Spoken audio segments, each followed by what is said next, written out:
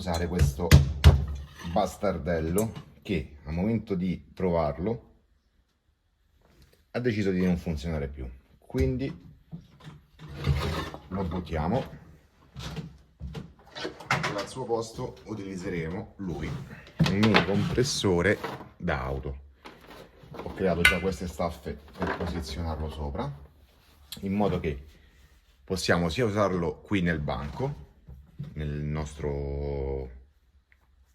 laboratorio,